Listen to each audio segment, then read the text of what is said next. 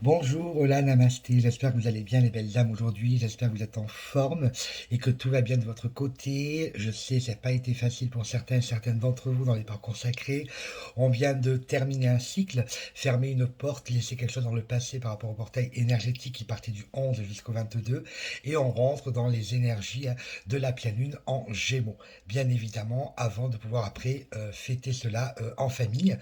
Cette vidéo a pour objectif premier de vous définir qu'est-ce qu'un thème astral, deuxièmement de mettre aussi en lumière le travail fabuleux de Muriel Emma Desmarches, qui est astrologue, énergéticienne et magnétiseuse, qui a pu me faire le thème astral de moi et mon jumeau.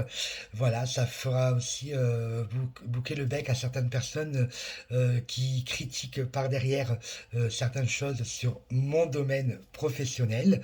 Ça, c'était une petite parenthèse, bien évidemment. Alors, un thème astral, on peut le faire pour soi, mais dans un cadre de parcours sacré, on peut le faire pour soi et pour son autre, mais aussi mettre les deux en corrélation. Comme toute bonne féminine qui se respecte, après 7 confirmations de lien, j'ai voulu aller jusqu'au thème astral pour pouvoir enlever tout doute sur mon parcours sacré. Donc, en fait, aujourd'hui, le thème astral, c'est ainsi composé de planètes, de signes, de maisons et d'aspects. Ce sont les 4 piliers à partir desquels on peut dessiner ou monter le ciel de naissance de quelqu'un. Nous avons donc besoin du jour, de l'heure et du lieu de naissance pour le créer. Or, comment fonctionne un thème astral? Un thème astral nous révèle la position du Soleil, de la Lune et des planètes du système solaire, ainsi que de l'astéroïde Chiron dans les signes du zodiaque. Reportées sur Terre, ces positions définissent les maisons. Alors, pour vous donner mon thème astral, bien évidemment notre thème astral, j'ai envie de dire, je ne vais pas divulguer l'identité de la personne, hein. Je vais parler du sujet 1 et du sujet 2. Alors, le sujet 1, c'est moi, et le sujet 2, bien évidemment, c'est mon autre. Donc, je rappelle que pour faire cela, il faut avoir le nom, le prénom, la date de naissance, le lieu de naissance et l'heure de naissance des deux polarités pour pouvoir arriver à faire le thème astral commun. Alors, le sujet 1, donc moi, hein, signe astral bélier, ascendant vierge, lunaire balance. Et pour mon autre, signe astral gémeaux, ascendant balance et lunaire sagittaire. Alors, je vais vous le lire tel qu'il m'a été rédigé, hein. Donc, le thème astral niveau solaire. Donc, le sujet 1, bélier, ascendant vierge. Et le sujet 2, Gémeaux, ascendant balance. Le sujet 1 a une dominance martienne, il est quelqu'un d'enthousiasme et énergétique. Il est dynamique, décideur et impatient à la base. De plus, il a de bonnes capacités pour être entrepreneur. Son soleil en 7 fait de lui quelqu'un qui a besoin d'être en relation avec les autres. Ses relations sont indispensables à son épanouissement. Il est naturellement tourné vers les autres et son partenaire pourra avoir un grand impact sur lui. Son ascendant vierge fait de lui quelqu'un d'assez réservé sur ses sentiments. Pour ta flamme jumelle, donc le sujet numéro 2, il a une dominance jupitérienne, c'est quelqu'un qui peut être optimiste, expansif et jovial. Son soleil à 9 peut l'attirer vers tout ce qui peut élargir sa conscience sur la nature humaine, il a besoin de grands espaces, d'ouverture culturelle et spirituelle. Son ascendance en balance fait de lui quelqu'un de sociable qui peut être beaucoup sollicité à l'égard des autres. Il peut hésiter à prendre des décisions pour ne froisser personne. Une sorte de double casquette, en résumé, faire des efforts n'est pas trop son truc. En conclusion, on voit dans cette première partie que vos dominantes respectives s'accordent bien. Vos soleils égale personnalité. Thème astral au niveau lunaire. Le sujet 1, donc moi, a une lune en balance maison 1.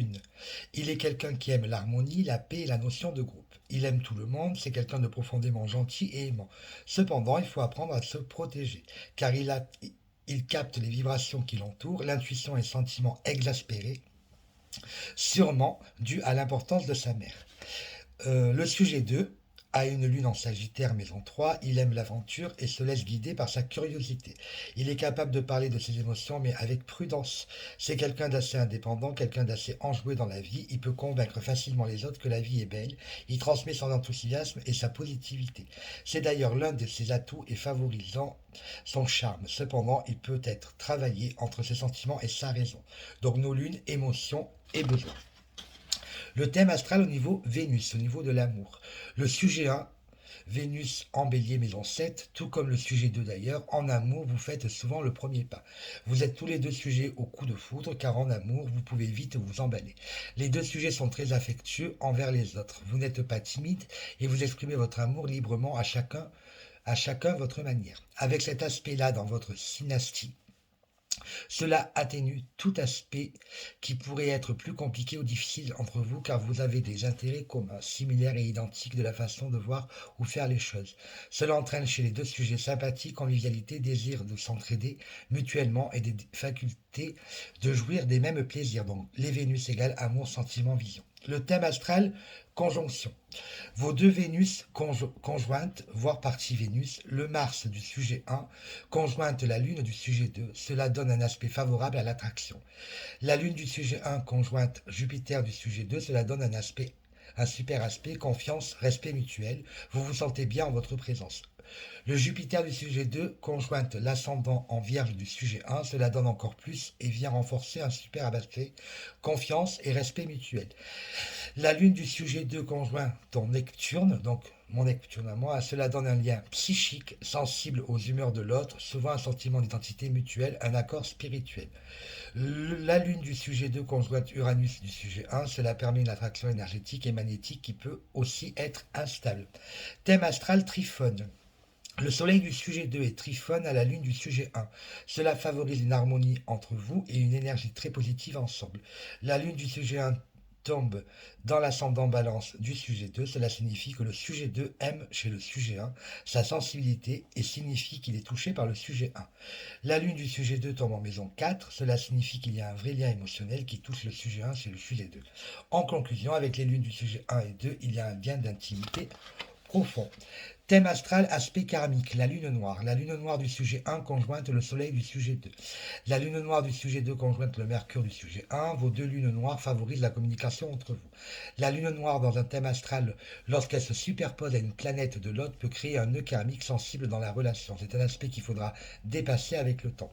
Une souffrance émotionnelle à dépasser car c'est aussi un point d'obsession quand elle est conjointe à une planète très fréquente dans les parcours flammes jumelles. Elle peut aussi représenter nos vies passées dans les vies intérieures, notamment nos peurs, nos attirances, nos répulsions dans le duo. La lune noire réveille nos névroses et nos comportements obsessionnels. Le sujet 1 a fait naître chez le sujet 2, donc CFJ, quelque chose d'intense au niveau de son identité quand il est au contact avec toi, donc avec moi, surtout en début de parcours lors de la rencontre ou connexion à lune de miel, notamment des questionnements sur lui-même, qui je suis en présence du sujet. Donc sujet 1. Ou alors de comment je revendique mon comportement et mon être en sa présence. Le sujet 2 a fait naître chez le sujet 1, ça agit un besoin obsessionnel de comprendre les choses. En résumé, peur de parler chez le sujet 1 et peur d'aimer chez le sujet 2. De manière inconsciente, une part d'ombre chez l'un des sujets qui résonne chez l'autre, soit par l'obsession, soit par le rejet de manière alternative. Thème astral, aspect karmique, Saturne et les nœuds lunaires. Les contacts avec Saturne permettent d'ancrer la relation dans le concret et la réalité avec le temps. Saturne du sujet 1 est conjoint au nœud nord du sujet 2. Le sujet 1 pourra jouer le rôle d'enseignant dans la vie du sujet 2. Le sujet 2 a beaucoup à apprendre du sujet 1. Le sujet 1 met au défi le sujet 2 d'assumer ses responsabilités dans son quotidien. Pour information, nœud sud parle des vies passé, antérieur, et le nœud nord représente la vie future, les qualités que l'individu devra acquérir. Cette conjonction Saturne et nœud nord entre les deux sujets est aussi très puissante entre les deux. Le sujet 1 tire le sujet 2 vers le haut, vers les leçons qu'il a besoin d'apprendre dans sa vie pour sa croissance spirituelle et personnelle. Le sujet 2 peut être réticent à faire face à tout cela selon où il en est sur son chemin. La Vénus du sujet 2 est conjointe au nœud nord du sujet 1. Le sujet 2 a pu avoir l'impression que c'est une rencontre fatale. Il a pu te reconnaître de suite. Il a été attiré par ta maturité émotionnelle et la force intérieure du sujet 1. Le sujet 1 a le sentiment que c'est le sujet 2 qui attendra le but de son âme. À prendre en compte, ces deux derniers aspects karmiques si importants sont à prendre en considération pour la longévité du couple. Thème astral Chiron, la guérison, le guérisseur blessé. Chiron représente notre blessure blessée par le sujet 1, l'abandon. Pour le sujet 2, le rejet.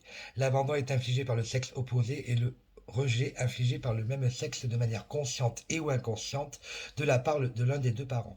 On appelle cela là des blessures de l'âme. Dans un parcours sacré, on parle des blessures originelles permettant de définir une polarité féminine sacrée ou une polarité masculine sacrée. Le processus de guérison a lieu si on décide de se confronter à nos plus grandes faiblesses. Le guéron du sujet 1 est conjoint au soleil du sujet 2, cela signifie qu'il y a une promesse spirituelle. Vous évoluez ensemble à travers les difficultés, vous avez tous les deux une connexion qui donne beaucoup d'espoir dans la continuité d'être ensemble. L'influence de Chiron en positif apporte au lien la capacité d'amener à des d'amener à des prises de conscience chez l'un et chez l'autre afin de faire perdurer l'amour. Cependant, l'un peut raviver une blessure, amener la clé et guider l'autre afin de dépasser la blessure. En effet miroir, cela signifie qu'il s'agit d'une promesse de guérison en pensant par l'amour. Seuls vous deux savez, belle route les FJ. Voilà un exemple de thème astral d'un parcours sacré, hein. Donc si vous avez envie de faire la même chose que moi, pour venir confirmer une fois de plus, sceller vos incertitudes et vos doutes sur ce parcours, vous pouvez faire appel à Muriel Haïma Démarche. Si ça vous intéresse, j'ai son numéro de téléphone et son adresse mail. Vous me mettez un petit commentaire sous ma vidéo et puis bien évidemment en privé je vous répondrai comme il se doit. Voilà les belles dames, j'espère que vous vous portez bien et on se retrouve très rapidement pour la guidance de la semaine prochaine qui sera du coup placée sous le signe de la pleine lune en Gémeaux. Bisous bisous.